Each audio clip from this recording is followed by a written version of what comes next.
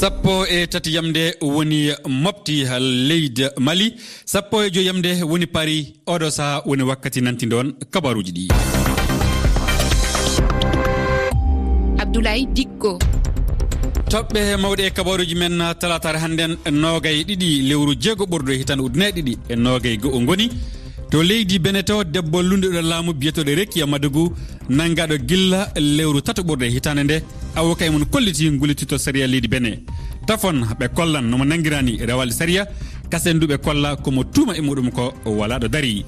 Ismaël Haniyé hoorejo fedde Hamas fedde laamide Gaza leydi Palestine ana tawano leydi Mauritanie altinere kengen e wi makko mo yehi barkinade balligu mo Mauritanie waɗan leydi Palestine e tewtude fa han ballal yalla ko bonna e Gaza ko ana moƴƴintine. Fespako ngal kawrital waɗoɓe mbodo hitande fuu to leydi Burkina Faso ko hikka ko waɗan iwde 16 yaade 23 lewru 10 ɓurdu. tedduɓe heeɗiɓe RFI fulfulde oɗo saha onon e jaam e arane kabaruji ɗi e leydi Tchad ñalaɗo ƴaɓɓide joni ɗe hedde yimɓe 10 jeeyaɓe leydi Russie e neɗɗo goto jeeyaɗo Lituanie nanggama e ley Sahara Tchad e seraji nokku noddirteɗo Faya Largeau e wi mabɓe ɓe marta kumpa en noon ɗum woni touriste en caggal nde ɓe nanga ɓe naɓa jamana lamar leydi Tchad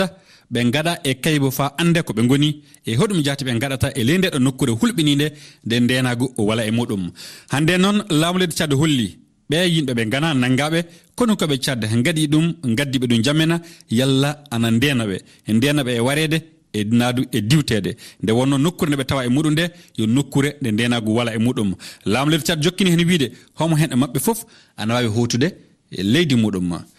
To leydi Beneto altinere kengen yimɓe ɓattiɓe Rekia Madougou debbo o lunduɗo laamu leydi Benin kolli gullitito sariya leydi ndi kanko ɗo debbo mo nanggama gilla tati lewru tato ɓurde e hitande gonɗen muɗum nde saabe omo tuuma tawde de pelle gaɗoje ko boni avocat e makko ɗum woni Antoine Wey e maître Renaud Akbodjo gullitiki sariya keɗoɗen goto e avocat en makko Abdoulaye Diallo firti haala ka e fulfulde. Les avocats de Rekia Madougou ont décidé de formaliser une plainte Madougou andini ɓe wullitoy to yeeso suudu ñaawirdu mawdu Benin ngam hollude luural maɓɓe e ko Madougou tuumira ko adi taw no fawira noon juuɗe alda e ɗoftagol hakke neɗɗo Rekia Madougou nanga ko immorno e tumbodiral fedde dawro makko on tuma noon si o nawa e otowal be daɗiɓe halfinaɓe fi koppareji ɗo omo fawede kadi tuume wano wadbone en imminde kadi fitna e dow laamu ngun ɗum naa ko nandi e goonga sabu men darti moƴƴa talki moƴƴinaari ɗin hara ko fii fawdemo juuɗe wano ɓe nangiri noon kadi woɓɓe ko saabi noon o soka ko ɓay ko lundiyanke mo lundi hoorejo leydi ndi devait être une opposante politique gênante. keɗiɗen ɗo goto e avocat en e Rekia Madougou debbo lundiɗo laamu Benin to leydi Algérie to gilla alkamsare ƴaɓɓine nde debbo biyeteɗo Fatiha Breki daraniɗo rende hakke ɓi adama ana nanga ɗum koreji makko e fedde daranide rende hakke ɓi adama ɗum woni fedde CNLD nantini e kabaruji ɗi e wi mabɓe mo nangama omo e juuɗe Alger laamu leydi Algérie jonnon anda kadi hoɗum jatti saabi somo nanga. To leydi France to sariya Nicolas Sarkozy hoorejo kiɗɗo leydi ndi ana jokki omo tuuma naftorade jawdi no ƴaɓɓitiri e saa nde suɓugoji hoorejo leydi gaɗa noon hitande ujune ɗiɗi e 12 talatar hande nde avocat en makko kolli komo tuuma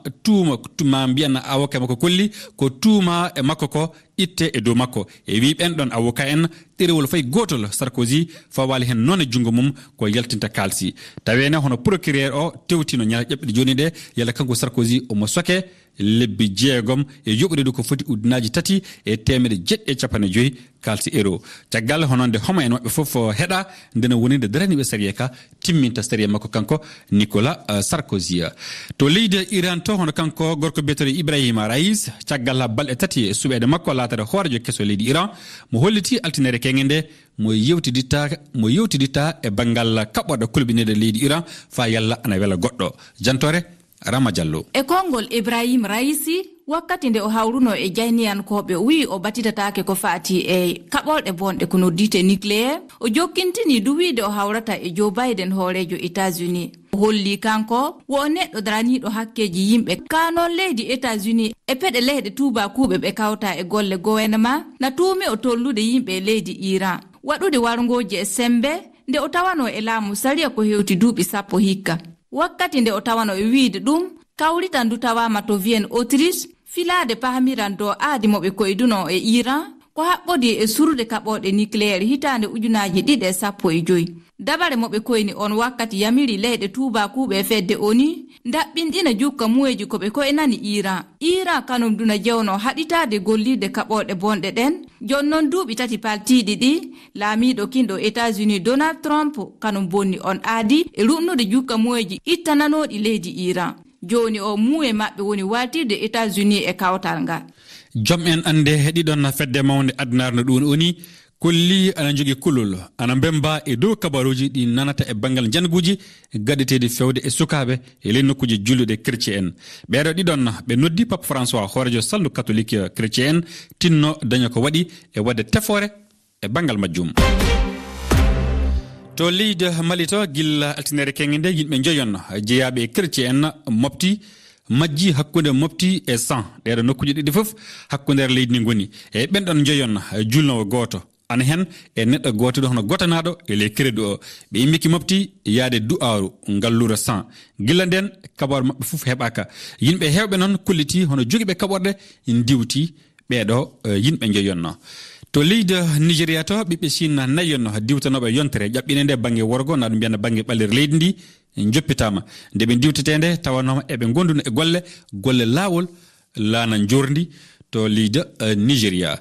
leydi Mauritanie altinere kenge nde kanko Ismaila Haniyeh hoorejo fedde Hamas fedde laaminde Gaza leydi Palestine ana tawa omo tawana to leydi Mauritanie e mari dawal makko ngol yo barkinde Mauritanie e balligo mo waɗan leydi Palestine Ismaila Haniyeh noddi ɗum kala yalla ana walla hono nokkuje bonnaɗe Gaza ɗe ɗen no tawe ana moƴƴintine jantore Hammat Diallo Ismail Haniyeh kalfinaɗo gueɗe dawrugol wonande fedde Hamas o yetti leydi Mauritanie e darde mum ko faate jeytare Palestine o haali kaɗo haala caggal jonde nde wo joddi e Mohamed Cheikh Al Ghazwani horejo leydi Mauritanie e fuɗɗode jillu makko ɗo e wuro Nouakchott horejo leydi Mauritanie tengtini goƴe Palestine toɓɓere dawrawre e dawrugol leydi Mauritanie ko faate bowal leydi nelaɗo fedde Hamas holliti Palestine naɓe goni ko e lawol pamodiral e mahtade gotago mumen o ñaguima balla leydi Mauritanie gam mahtade Gaza caggal harewannode toon e lewru yewtuno o hesɗitini jettor Palestine naɓe faade e leydi Mauritanie e golle baɗeteɗe gam artirde jaam e kissal ɗo funnangue ɓadiɗo caggal ɗum kanko Ismail Haniyeh o joddima e Cheikh Baya gardiɗo suudu sarɗiyeji o tawtorama batu dawrugol noddi ɗum ko landa laamu yank ɗo e leydi Mauritanie e nder yewtere nde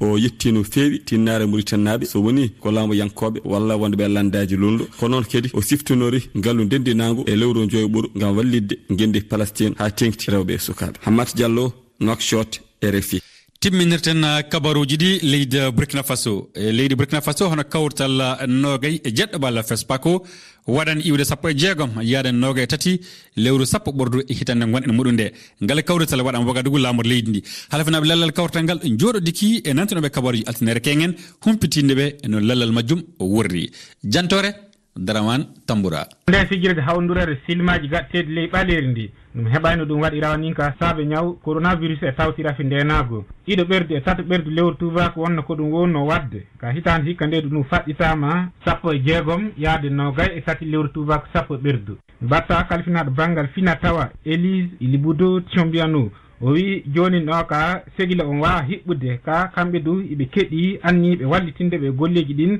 ko watta milliard goto e million ji 300 buuɗi CFA wonno koɓe anni wattude golleji ɗin hoorejo FESPACO Moussa Alex Saodogo o wi silmaji 1,300 wonno koɓe keɓɓe mbindi ley ɗinduɓe ciboto silmaji jeyɗi yaltude ɗo yaade 15 lewru tubaku ko jeɗɗo ɓurdu sagitoɓe kollita hono jaltoji ley silmaji ɗindu ina woodi daɓɓe juɗɗi ɗi mawɓe e ɗi sukaɓe heewi du o wi ko ɓe ɓeyde leyɗon ɓe gaɗan luumo woodi du nokkuji jaajuɗe wonno to ɓe jaltinde silma on ko ɓuri fuu place de la nation non wonno no wattede yimɓe ɓattodurta ɗum de fuu wo saabe ñaw coronavirus hitande hikka ndedu wo leydi Sénégal kam teddina e golleji FESPACO wiya bisimilla Dramane Tamboura Wagadugu RFI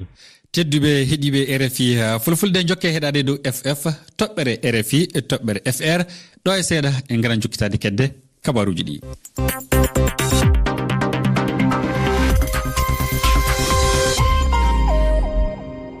sappo e tatiyam nde fawi silmaji sappo Kolda ɗo leydi Sénégal ɗo on ɗon sa goto ɗo woni Konkola Labe leydi Guinée Conakry. Bisimilla moon e jokkitade kedde kabaruji ɗi e ley ko heddi hen ko en cilminanmo kanko Fatoumata Sisawane joom yewtere on tottama konngol fade nde noon mbiyanna Minati Diallo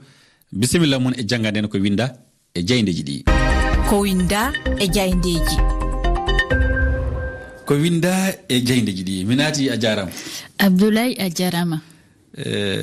Aywa bisimilla hoɗum wiyen ko winda e jeydeji ɗi hannden. Abdoulaye mi salminimama mi joti heɗiɓe RFI fulfulde fuu e o wattu e kabaruji meɗen ko winda e jeydeji ɗi en kalan piyanɗe gaɗɗe e wuddu Mali warde e fulnangue leydi ndi e guure ɗiɗi alam ɗaɓɓiɗo o ɓiɓɓe dina guru woni hippaɓe wakkati nde ɓe jahanno luumo keñen yimɓe kono barkan woni barmuɓe e fellugol muhbel tufanguel Jamba e wuro Gosi jeydeji ɗi wonko bindi hen en puɗɗorano jeyde wakkati sira non jaati altinere keñande fiyande nde waɗi e dakorde wotere kono barkano wuro Gosi o nokku e diwal gawoyo kilométre ji 160 yimɓe waɗuɓe gollal ngal e mobile tufanguel Jamba gardi kabaru keɓaɗo o ana hollita warduɓe e mobile ngel ɓe maayi e fennugol maggel windi jeyde nde holliti nde fiyande ana wawi latade hello walla banago katiba masina dow ballal justima ɗum woni fedde yad agali waɗi e konungu ɗum woni barkan Mali web holliti civil en jeegon maayi e hippande wande e wuro Dina Guru yimɓe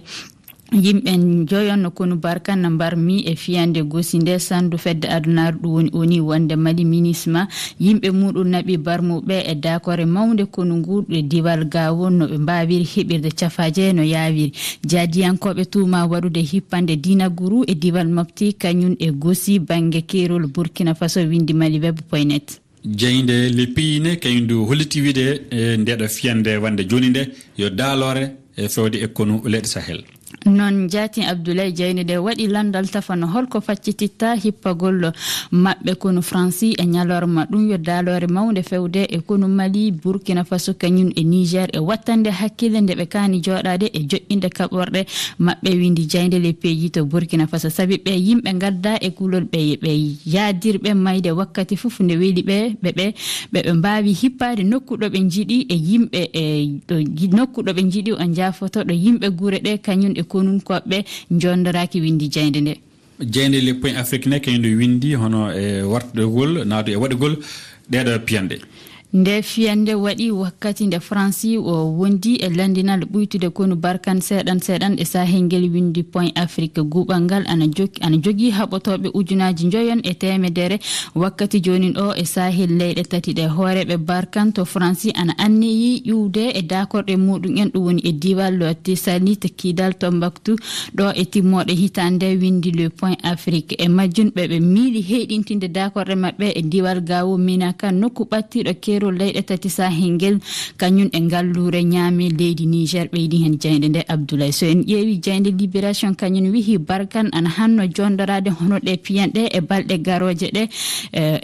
garoje ɗe kañum e lebbi garoji sabi yoga e ardiɓe jaadiyankoɓe nangama woɓɓe mbarama e yontere ƴaɓɓide nde ɓe gaɗan koɓe mbawi fo hewtude yimɓe mabɓe nangaɓe kañum e yombitade yimɓe mabɓe waraɓe ɓennen no kono ngu kan hani dandinade warde kono barkan warde kono Mali ana hani dandinade